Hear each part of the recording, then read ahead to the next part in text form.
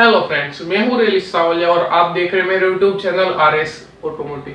तो आज के वीडियो में हम बात करने वाले हैं स्मार्ट हाइब्रिड व्हीकल्स के बारे में, या फिर जिसे हाइब्रिड टेक्नोलॉजी कहा जाता है उसके बारे में। और फिर बात करने वाले हैं हम इलेक्ट्रिक व्हीकल्स के बारे में। दोनों को कंपेयर करके देखेंगे कि आपके लिए कौन सा ज्यादा सही है। ज्यादातर लोगों को यही नहीं पता है कि हाइब्रिड व्हीकल्स क्या होते हैं, तो थोड़ा सा बेसिक नॉलेज दूंगा हाइब्रिड व्हीकल्स का। तो चलिए बिना किसी देर के वीडियो स्टार्ट करते हैं। तो सबसे पहले बात करते हैं दोनों ही व्हीकल्स की। तो इलेक्ट्रिक व्हीकल्स क्या है आप सभी को पता है। आजकल इंडियन मार्केट में इलेक्ट्रिक बाइक्स आपको बहुत ज्यादा धीरे धीरे देखने को मिल रही है।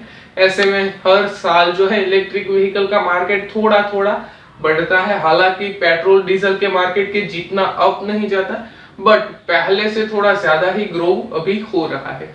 इलेक्ट्रिक कार्स के मार्केट में कोई ज्यादा बड़ा ग्रो नहीं है, बट हर पिछले साल से इस साल ज्यादा अच्छा सा ग्रो हो जाता है। तो ऐसे में दूसरी तरफ जो आता है वो आता है स्मार्ट हाइब्रिड व्हीकल सिस्टम, जिसे कई लोग SHVS या फिर कई कंपनी SHVS कहती है। तो अब पहले जान लेते हैं कि ये स्मार्ट हाइब्रिड सिस्टम है क्या। तो हाइब्रिड का मतलब हर एक जगह अलग अलग है। हाइब्रिड कई सारी चीजें आती है। आपको एक हाइब्रिड का नॉर्मल सा मतलब समझा दूं तो हाइब्रिड यानी कि दो चीजों को मिलाकर कोई एक चीज को पावर देना। अब यहाँ कार्स में हाइब्रिड का मतलब क्या है।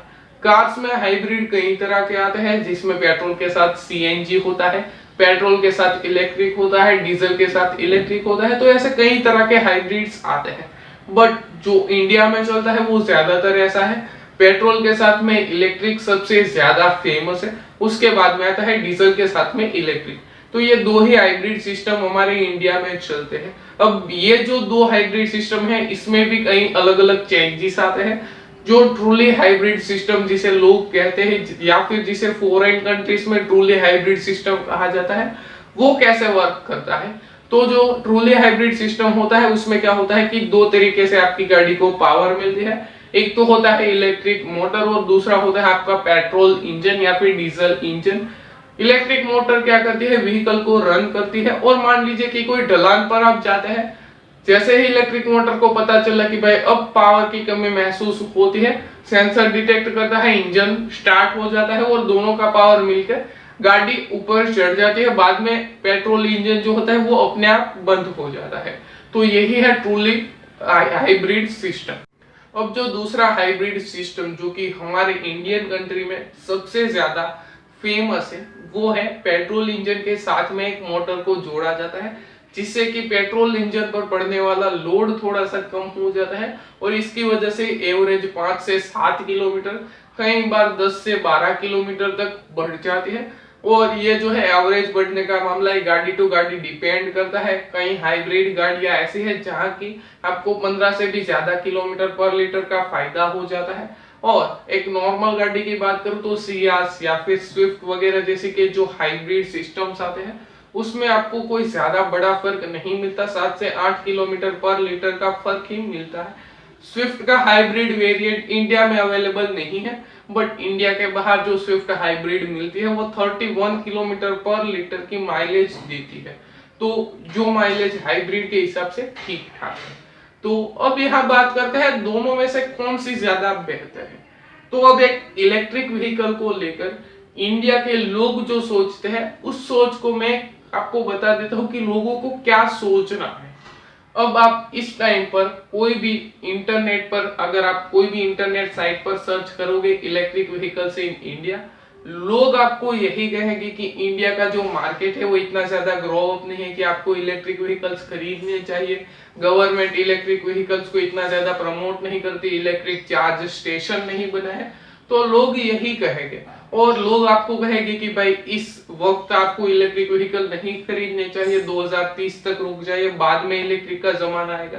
तो मेरा क्या ओपिनियन है, मैं आपको क्लियर कट बता देता हूँ कि आप जब भी इलेक्ट्रिक व्हीकल लेने जाते हैं आपने ऐसी एक चीज को देख लिया कि भाई इलेक्ट्रिक व्हीकल मत खरीदो, तो आप एक ऐसे इकलौते इंसान नहीं है जो कि आपने इस चीज को देखा।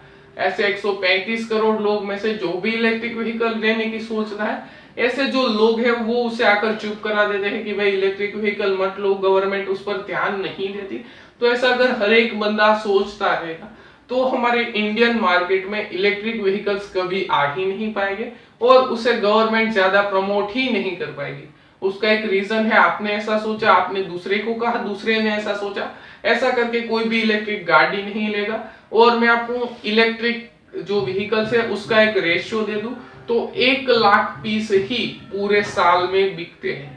और ये 1 लाख पीस आपको लगता है 1 लाख पीस, बट ये बहुत छोटा एक अंक है एक व्हीकल मार्केटिंग के लिए। मारुति सुजुकी जैसी कंपनी एक ही महीने में 1.5 लाख 4 व्हील्स बेच देती है और इंडियन कंट्रीज पे एक साल में 1 लाख ही इलेक्ट्रिक व्हीकल्स बिकते हैं। तो लोगों को यही लगता है कि मुझे नहीं लेना चाहिए, 2030 में मैं लूंगा। तो अगर यही लोग सोचते रहेंगे तो कभी भी इंडिया में इलेक्ट्रिक व्हीकल का मार्केट नहीं आ पाएगा।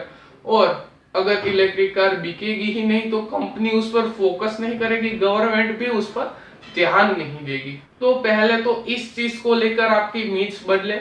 मेरा यही मानना है कि अगर आप सिटी में रहते हैं, अच्छा खासा सिटी है, ज्यादातर सिटी के 200 या 250 किलोमीटर के आसपास ही आपको ट्रैवल करना है, इलेक्ट्रिक कार ले सकते हैं, कोई भी प्रॉब्लम आपको शायद तो नहीं ही महसूस होगी। अब आ जाते हैं स्मार्ट हाइब्रिड किन एरियाज के लिए सही है और दोनों में से कौन सा ज्यादा बेहतर है। तो मैं यही कहूंगा कि अगर आप स्मार्ट हाइब्रिड लेने की सोच रहे हो और आपके पास अगर इलेक्ट्रिक की फैसिलिटी है, यानी कि इलेक्ट्रिक व्हीकल आप अगर ओवन कर सकते हैं, तो इलेक्ट्रिक व्हीकल बेशक स्मार्ट हाइब्रिड से ज्यादा बेहतर है। अब आपको एक चीज बता देता हूं कि स्मार्ट हाइब्रिड से किस तरह ज्यादा बेहतर है।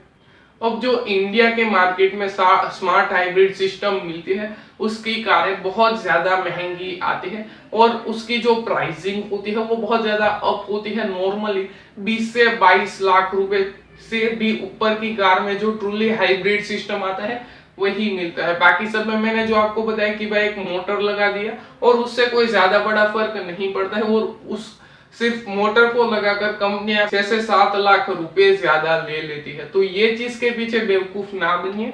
अगर आपको लेना ही है तो इलेक्ट्रिक लीजिए या फिर नॉर्मल ले लीजिए और उन एरियाज में खास ध्यान रखिए जहां ये रूरल एरिया है। आप अगर किसी गांव से बिलोंग करते हैं, आप अगर हिली एरियाज में ज्यादा ट्रैवल करते हैं, वहां स्मार्ट हाइब्रिड सिस्टम का यूजेज 10% भी नहीं है, क्योंकि स्मार्ट हाइब्रिड का मतलब ही ये है कि पावर कम पड़ने पर गाड़ी जो है इंजन को स्टार्ट कर देगी और अगर इंजन एक बार स्टार्ट हो गया तो ऑलमोस्ट सेम ही फ्यूल कंजप्शन होगा। तो फिर मेरा यही मानना है कि या इलेक्ट्रिक व्हीकल की तरफ जाना चाहिए या फिर पेट्रोल व्हीकल की तरफ जाना चाहिए।